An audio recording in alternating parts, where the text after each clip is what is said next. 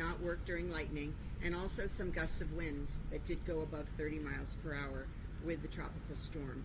And this is to protect the safety of our first responders. They resumed as soon as it was safe to do so, and we have a meteorologist embedded in the team right with them on the mound to provide any weather updates to make sure that they are safe. And throughout the team's ongoing hard work today, despite the rain and the other adverse conditions, we have recovered 4 additional victims. The number of confirmed deaths is now 36, with 29 of those identified. 191 are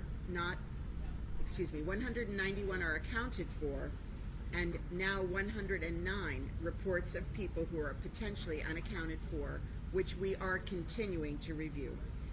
As I said earlier, this list includes many reports that were received with partial or incomplete information, sometimes only a name, sometimes no other identifying information, and not even a return phone number for us to follow up with the person who was reporting. Our detectives are working as hard as they can to follow up and verify each and every report so we can bring you and the world the most accurate information. I ask all of you around the world who are continuing to follow this story to please keep these victims and these families in your hearts and prayers. Our Family Assistance Center is continuing to provide a great array of resources. 25 or 6 agencies that are serving families are on site. They are helping people through this terrible tragedy, and they are helping them to rebuild their lives and to getting back on their feet. And so I'm very, very proud to tell you that they have now served 178 families at the Family Assistance Center. Today we served 31 families, 24 agencies were on site. They provide mental health, grief counseling, financial and housing assistance, and many other resources. FEMA is one of those on site, and it's providing direct individual assistance, rental assistance for surviving families who want to stay in this area, and especially for those who have children in area schools, and we've been assured by the superintendent that they'll be able to continue to attend the schools even if they move out of the immediate area. The SBA, the Small Business Administration, is providing disaster relief, and you'll hear a little bit more from their representative about the work that they've been doing. And we're also working with the state to streamline the process of submitting insurance claims, very important. And through the extraordinary generosity of people all across the country and world, we've received tremendous amount of funding to help these families. And through the Support Surfside Fund, $2,500 to $5,000 for larger families has been distributed for immediate assistance and unmet needs. And again, we're encouraging those families who have not yet gone to the Family Assistance Center to do so, to take advantage of these very important resources. Also, I want to say that our Miami-Dade County government departments have been on the scene. They've stepped up in this unique moment, and they've gone above and beyond. So of course we know the men and women of our first class fire rescue team, truly the best in the world. They ran into the rubble of the collapsed building, and they haven't stopped since, pulling people out. And of course our police department, who's stood by their side, hand in glove, getting this job done. Our Community Action and Human Services Department is running the Family Assistance Center with enormous care and compassion. And we also have our Water and Sewer Department, our Transportation and Public Works Department. Our libraries are coming on board, and even our Elections Department is helping out in this effort.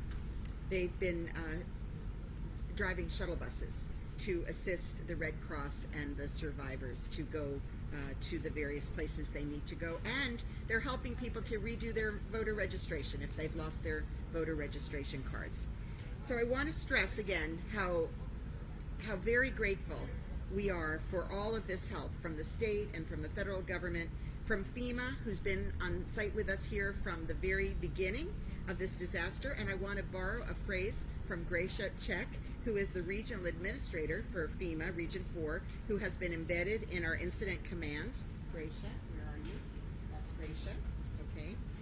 Gracia has a line that she tells us regularly, that we are truly one team, one mission, and one family, united in the service to Surfside families. Thank you, Gracia. Earlier this afternoon, President Biden called me to check in on our community and to ensure that federal government is continuing to do everything that it can to provide all the support that we need for the families and survivors here in Surfside. And he continues to send his prayers and love to all of the families and all of the first responders, and we are so thankful for his ongoing leadership and support. Last but not least, to you, the members of the media, who've been working so hard to cover this story and to tell the world what is happening here in Surfside since day one. Our team has worked hard to facilitate a closer site visit for you this afternoon. So anyone who is interested should meet here at 6:30 p.m. and we will facilitate your visit to the site. God bless the families and our first responders. Buenas tardes, aquí estamos en la noche del día 13. La búsqueda y rescate continuaron su operación durante todo el día, excepto cuando se vieron obligados a detenerse un poco más de 2 horas antes esta tarde por rayos y ráfagas de viento de más de 30 millas por hora para proteger la seguridad de nuestros primeros socorristas. Comenzaron de nuevo cuando fue seguro. Desde esta mañana hemos recuperado a 4 víctimas más. El número de muertes confirmadas ahora es 36, con 29 de ellos identificados. Se contabilizan 191 personas y tenemos 109 informes de personas potencialmente desaparecidas. Les pido a todos alrededor del mundo que por favor mantengan a estas víctimas y sus familias en su corazón y sus oraciones. FEMA ha estado aquí brindando asistencia directa para las familias sobrevivientes que desean permanecer en esta área, especialmente para aquellas que tienen hijos en escuelas aquí, y ellos pueden seguir con las escuelas de anterior para sus hijos, continuar en la escuela de antes. Y a través de los fondos que se han recaudado, el Fondo Support Surfside ya está distribuyendo tarjetas de regalo de $2,500 hasta $5,000 para familias numerosas para asistencia inmediata. Quiero enfatizar nuevamente lo agradecidos que estamos con el Estado y FEMA por estar aquí en el sitio con nosotros casi desde el comienzo de este desastre. Esta tarde el presidente Biden me llamó para ver cómo está nuestra comunidad y asegurarse de que el gobierno federal continúe brindando todo el apoyo que necesitamos. Continúa enviando sus oraciones y amor a todas las familias y a los socorristas. Estamos muy, muy agradecidos por el apoyo de nuestro presidente y su liderazgo. Finalmente, para todos ustedes, los miembros de la prensa que han estado trabajando tan duro desde el principio para cubrir esta historia desde el primer día, nuestro equipo ha trabajado arduamente para facilitarles una visita más cercana al sitio esta tarde. Cualquier medio interesado debe reunirse aquí a las 6:30 y podemos ir allá a ver. Dios bendiga a las familias y los socorristas. Gracias.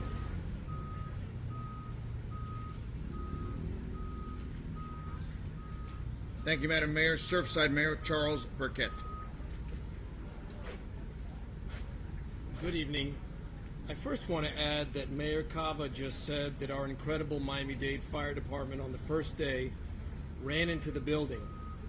However, I would like to add that they ran into the building immediately following being told the building was in danger of collapse. They truly have performed way above and beyond the call of duty, and we all owe them a great debt of thanks.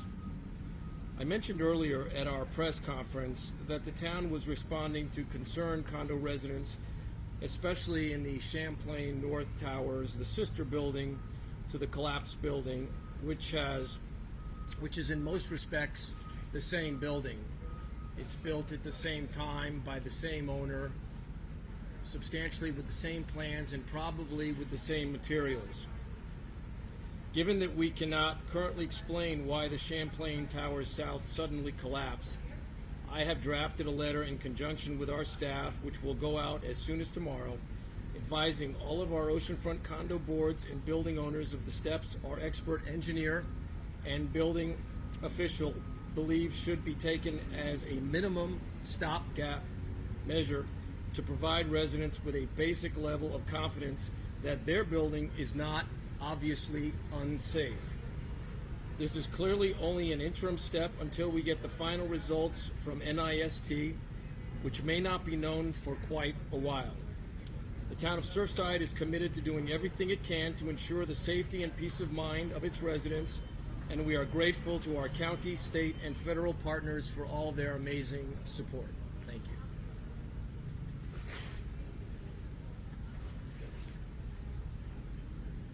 Thank you, Mr. Mayor. Representing the Small Business Administration, Roberto Baltodano. Good evening, everyone. A few days ago, I spoke about how this is a whole community, whole of government approach, and I pointed out to the individuals behind me. And so it is a wide array of people, organizations, volunteers, you, the media, that are making possible the recovery for the families and individuals in our business community to be able to get back on their feet. And so it is important to acknowledge that this is not a one agency, one individual work. It is thanks to everyone coming together, again, the media and our partners, FEMA and the U.S. Small Business Administration, that we are providing those different avenues that recovery is made of. Recovery is not just one road. It is a set of avenues that every agency, every group, every individual involved in the assistance provides. And so from our end, I'll reiterate what I said yesterday, which is the Small Business Administration announced that yesterday we opened up a business recovery center located at 95th Street and Collins Avenue. We're operating out of a mobile unit that is located right next to the postal office in their parking lot. There, we have been able to assist businesses and individuals as well at the Family Assistance Center, where we have been since June the 30th. As of last night, we have received 41 applications.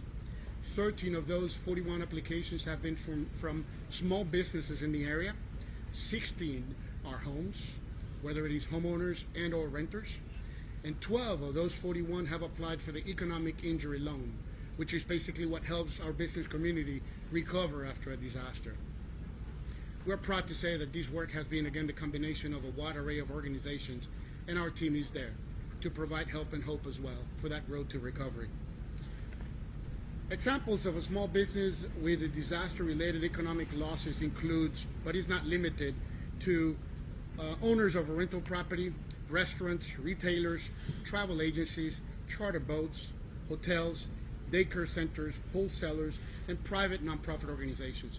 That is just an example of the different businesses that we have seen come over to our center either for information or to submit applications. And so we encourage the business community, not only in Miami-Dade, in Broward, Collier, and Monroe counties, because this takes a ripple effect in terms of the economic injury, to come see us. If you're unable to come see us at the Business Resource Center, you can visit us at sba.gov/disaster or give us a call at 1-800-659-2955. We're only a click or a phone call away to be able to provide assistance. Y ahora en español. El camino hacia la recuperación no es un camino solitario y es gracias a las distintas organizaciones que están envueltas en esta tarea que nuestra comunidad, nuestros negocios, nuestros dueños de casa e inquilinos están gradualmente embarcándose en ese camino hacia la recuperación. Esta es una tarea de muchas agencias y hace unos días dije como era un compuesto entre agencias gubernamentales, agencias voluntarias, la prensa.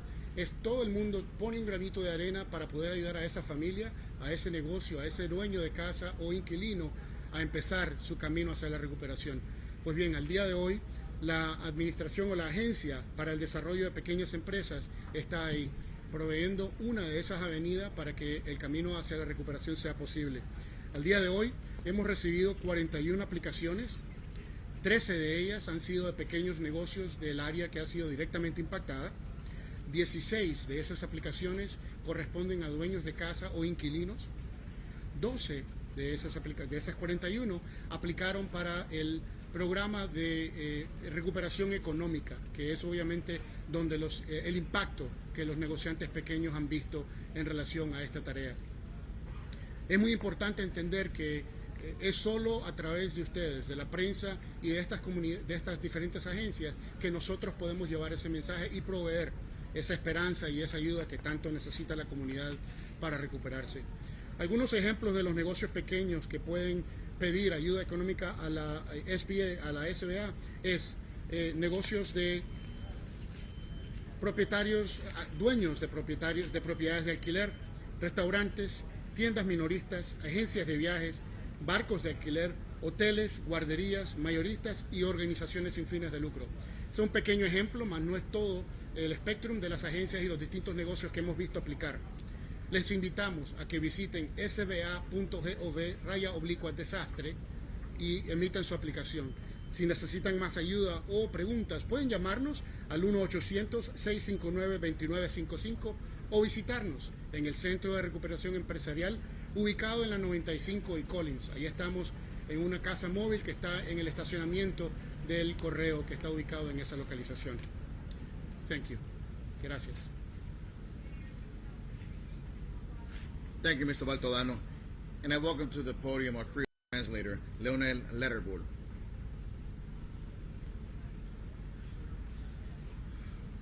Mesdames et messieurs, bonsoir à nouveau. Jeudi a encore équipe recherche et sauvetage nous continuer travail et te gagné une pause jeudi de 2 heures de temps à cause éclair avec l'oreille, avec la pluie qui te gagné sur ce site là. Je te recommencer après activité j'en te connais parce que détermination fait continuer travail sans arrêter. Je te campé parce que tu dois protéger les gens qui étaient sous chantier de sorte que pas de aucun malheur t'est arrivé.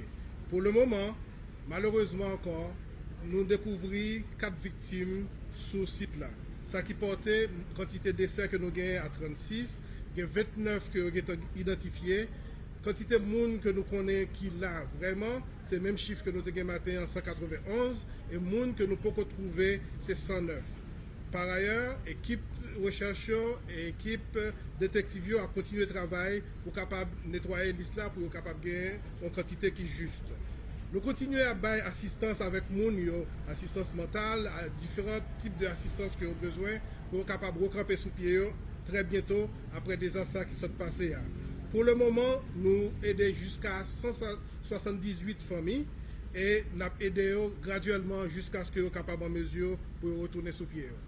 Pendant la journée aujourd'hui, le président Biden a relé maire Kava pour lui encore exprimer soutien et exprimer encore sympathie avec la communauté dans un moment difficile. Il continue à promettre pour continuer à prier pour nous et ensuite pour lui faire tout ça capable pour fédéral là capable de continuer à aider nous dans la région. Pour les gens qui ont un petit business, nous gagnons Kounia SBA qui doit aider, qui a passé à l'action pour lui aider nous. Et les gens qui ont un petit business, on a beaucoup plus aidé au niveau de prêts qui a un taux qui est abordable, qui ont prêt d'intérêt assez faible pour propriété physique et surtout pour des dommages économiques. Bureau Surfside là, bureau que nous avons joint sur le site là, c'est dans le coin 95e Street, dans l'angle avec Collins Avenue. Il est ouvert de 8h du matin à 5h de l'après-midi, lundi, arrivé vendredi. Il est ouvert de 10h du matin à 2h de l'après-midi, dans samedi, et dimanche, bureau à fermer. Si nous avons besoin de joindre sur Internet, nous pouvons aller dans sba.gov/disaster. Numéro de téléphone pour nous joindre, c'est 1-800-659-2955. Je vais répéter, 1-800-659-2955. Merci. Thank you, Mr. Larrabee. First, if we can keep the noise in the back down a little bit so that way our speakers can hear the questions. We also have Deputy Incident Commander Charles Surreal present, Miami-Dade Police Director Freddie Ramirez, and also Miami-Dade Fire Chief Alan Kaminsky available for questions. As usual, wait until you're called upon and let us know who you're addressing your question to.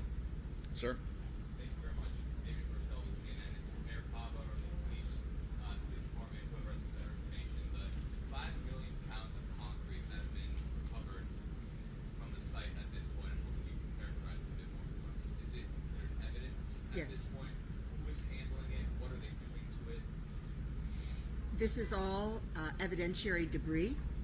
It's been sorted on site, and any objects that can be distinguished are put in certain bins and labeled as to their exact location.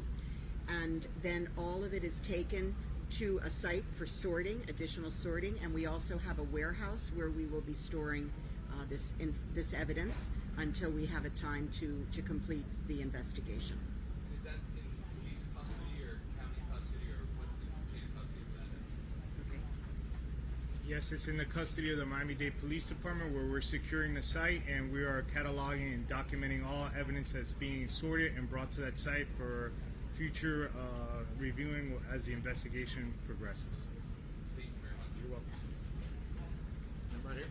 Hi, Leonardo, 96. For Chief Kaminsky, now that I believe, now that the building is out of the way after the demo, are more heavy machinery now involved, allowed in? Are you accessing places that you can't? How is the demo kind of helped support this the operation? Yes, the demos made a significant impact in regards to allowing us to search those grids that we just weren't able to earlier. So the B1 half partial B2, that D1 partial D2, now we have access to. So we're aggressively delayering those areas and searching throughout. And just as far as like a rescue operation at this point, is there a goal to move forward as far as closure goes for those families? Is there an update as far as when there might be more of a recovery mission, or we're still, searching around? Yeah, we're still searching at this time. We haven't clearly defined where we're going. Chief Kaminsky, Block ABC News.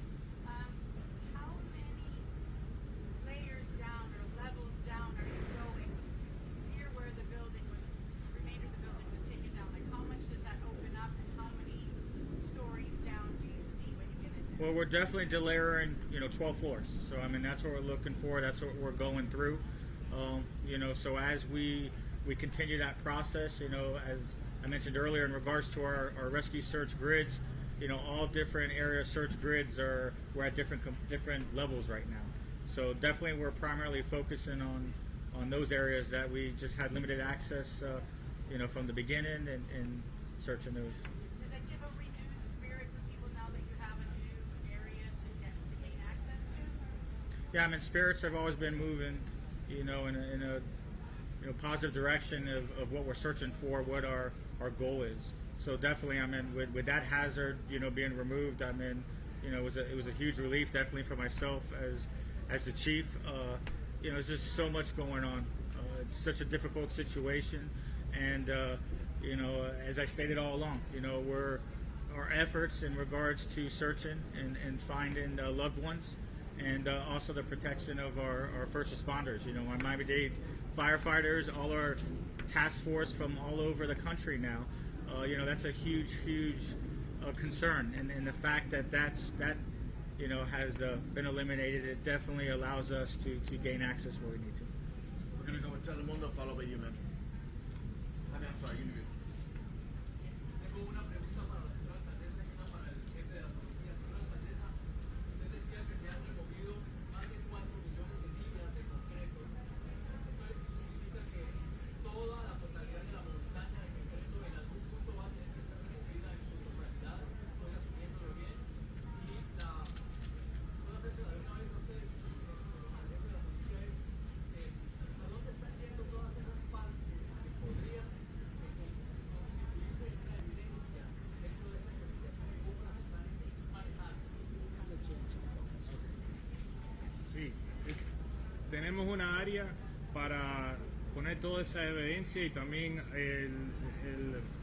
la otra piedra y productos, lo que hay. Ahí vamos con los ingenieros y investigadores, estamos catalizando cada uno, poniendo marcas y guardando ahí para el futuro, para la investigación. En esas áreas hay un warehouse, hay un lote que está asegurado por la policía de Miami-Dade y nosotros estamos en cargo de investigar esa evidencia y mantenerlo y marcarlo.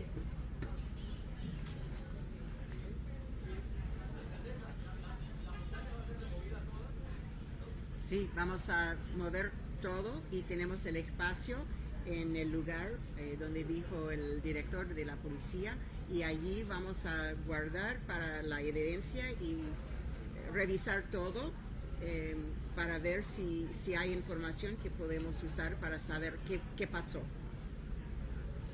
We're going to follow with you and you next. If I can get some quiet in the background, please. The speakers are having a difficult time listening. It's a question for the police director. I wanted to find out, how do we characterize this? It's a criminal investigation. You're sending information to the state attorney's office and they subpoena people. I mean, how do we call that part of the investigation? Right now, this is an active investigation. Our focus right now is recovering family members.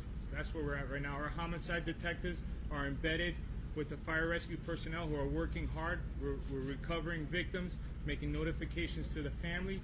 At the same time, we're collecting evidence with our partners, with NIST. Our state attorney's office is embedded with us as well. But right now, we're in a search and rescue mode.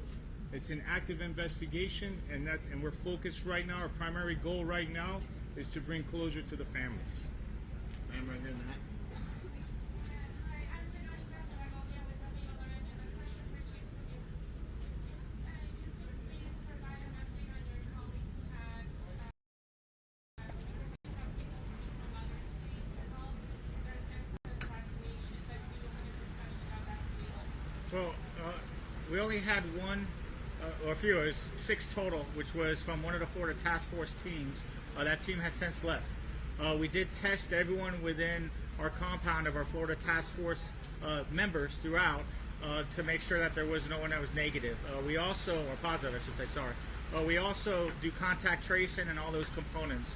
So right now we definitely, we don't have any other positive COVID within our area. All the federal teams that came through were also tested before, so they were all negative before they were even deployed. Over here, and final question in the corner. For all of the evidence that's being taken to the warehouse, obviously tons and tons of items. How's it working as far as the team there at the warehouse, access to the families who come there? I know it's active, but you have mass families wanting to come to that location, and are they being allowed to come to that location? So we've created a form for the family members to document their belongings, and that will be an active part of what we do through this investigation. The families are not reviewing what's come out of the site at this time, but we have photographs, they have their information, and as we move forward we'll be attempting to do matching and releasing it to them as soon as we can, given the active investigation. Last question over here, ma'am. I'm not exactly sure who would answer this, but this structure that came up in just like 2 or 3 days, it's phenomenal how fast it came in. Can someone explain how that's going to be used, when you're going to be able to clear Collins Avenue, because that's part of the reasoning, and just sort of update us on what you built? Sure, ma'am. The state was gracious enough to help us get this unified command center. This center will alleviate some of these smaller command post vehicles that we have so we could continue collaborating together. The theme of this is collaboration. Now, in terms of Collins is the traffic scope will change depending on how we're working. As long as we're working on that building, the traffic on Collins will be diverted.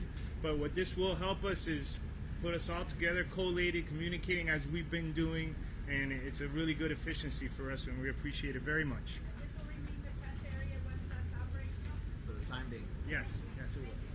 Thank you, folks. I appreciate it. Well, again, we're going to meet at 6:30, weather permitting, over here at this corner checkpoint.